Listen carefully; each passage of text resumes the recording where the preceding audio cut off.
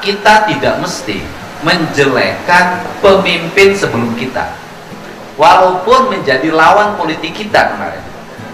Tetapi kita berkewajiban mengkoreksi.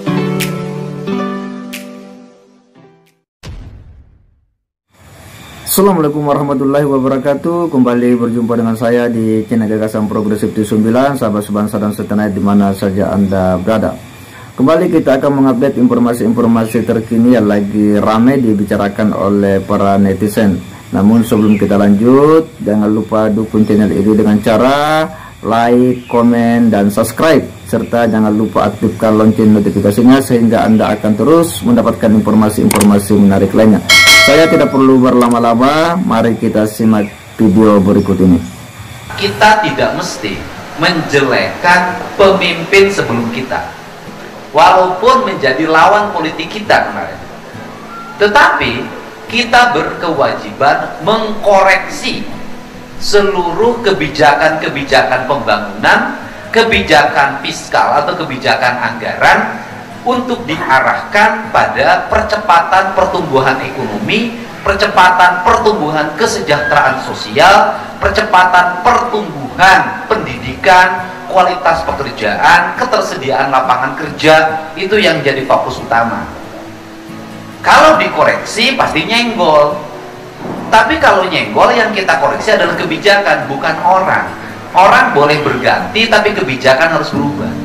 Nah, ini yang pertama. Untuk itu, ada konsepsi yang akan dirubah di Provinsi Jawa Barat. Konsepsinya adalah konsepsi Provinsi Jawa Barat yang biasanya jadi menara gading, hidup dalam pengelolaan uang yang triliunan, kadang mengalami kebingungan uangnya didistribusikan kemana, karena waktu menyusun anggarannya terbatas, kemudian juga aspek politik yang sering mendominasi, yang pada akhirnya melahirkan ketidakadilan distribusi pembiayaan antar daerah, antar organisasi, antar lembaga, sehingga seringkali menggunakan pendekatan-pendekatan politik untuk mendapatkan alokasi pembiayaan. Maka seluruh rangkaian itu akan saya hapus. Tidak ada pendekatan politik terhadap alokasi finansial, alokasi kebijakan. Yang ada adalah pendekatan kebutuhan pembangunan pada sebuah wilayah. Maka pendekatannya adalah: satu, berapa jumlah penduduk pada sebuah wilayah; dua, berapa luas wilayah; tiga, aspek mana saja yang menjadi kebutuhan dasar pembangunan yang belum terpenuhi. Maka tiga variabel ini yang akan jadi landasan. Maka nanti kami penghitungan dana bantuan untuk desa misalnya tidak ada lagi dibikin 100 juta rata. Semuanya akan dipertimbangkan, diindekkan berapa jumlah penduduk di desa itu. Begitu juga terhadap kabupaten kota. Sehingga saya tidak mau lagi terulang ada satu kabupaten nol alokasi, ada satu kabupaten yang langganan 400 miliar, 700 miliar, 400 miliar, 700 miliar.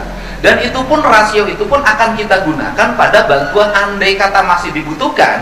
Itu bantuan hibah organisasi kemasyarakatan, hibah organisasi keagamaan, hibah lembaga pendidikan. Semuanya harus didasarkan pada indeks manusia yang ada di dalam itu. Kalau tidak, nanti terjadi kekacauan. Kekacauannya adalah siapa yang punya kuasa, siapa yang punya lobby, maka dia dapat banyak, saya nggak bisa.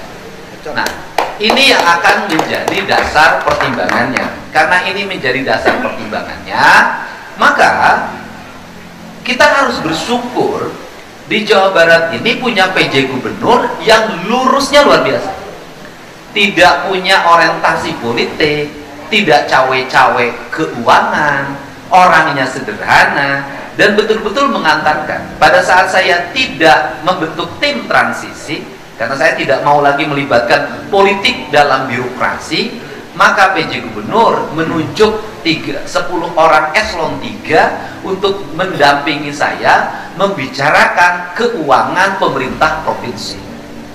Maka kita mulai dari misalnya bagi hasil pajak kendaraan bermotor. Kebijakannya adalah bahwa uang pajak kendaraan bermotor harus 100% untuk pembangunan infrastruktur jalan. Gak boleh digeser-geser.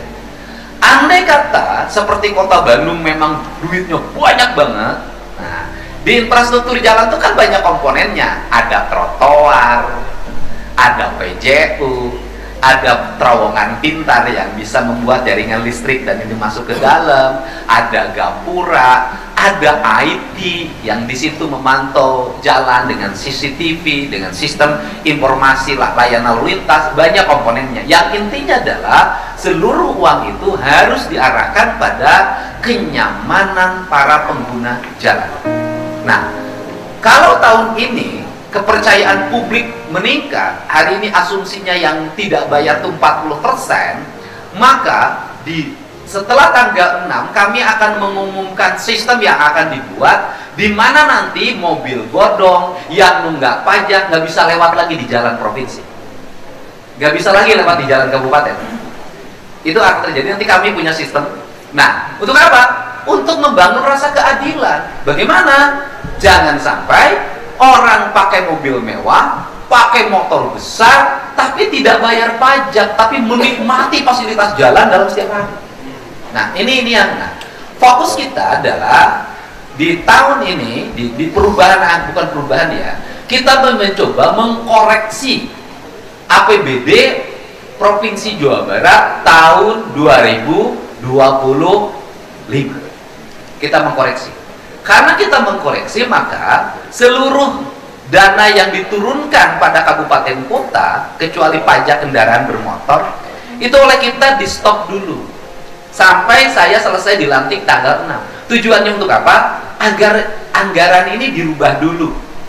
Untuk apa? Untuk yang menjadi kebutuhan masyarakat. Nah, berdasarkan perhitungan sampai tadi malam, gitu kan, kita sudah bisa mengkoreksi 3 triliun yang bisa digunakan untuk pembangunan infrastruktur jalan dan pendidikan. Barangkali angka 3 triliun bagi Kabupaten Bogor nggak ada artinya, bagi Kabupaten Bandung nggak ada artinya, tapi bagi Kota Sukabumi, Pak, 3 triliun itu bermakna. Dan saya udah ngomong tadi, Pak Bupati Kabupaten Bandung kan 7 triliun anggarannya. Tidak perlu provinsi untuk Kabupaten Bandung, untuk yang lain aja, daerah-daerah yang minus. Terima kasih. Pak Wali Kota Parang juga sudah begitu. Kota Bandung sudah banyak, udah nggak usah buat Kota Bandung, buat kota yang terpencil saja. Saya sudah terima kasih atas ke apa namanya, kelegoan gitu. Tepuk tangan buat Pak Farhan, Pak Dadang Supriyanto. Nah, kemudian fokusnya apa? Nah, kan gitu loh. Pertama ya, yang PKB-nya masih merasa kok yang saya kecil, kok yang saya perasaan motor saya sekian, mobil saya sekian, toh kok dapatnya segini, ya silakan aja komunikasikan dengan Kepala Badan Pendapatan Daerah, koreksi. Gitu. Kemudian kalau kurang biasanya protes. Tapi nuang mobil saeutik tapi menang lomba, eta mah mal protes.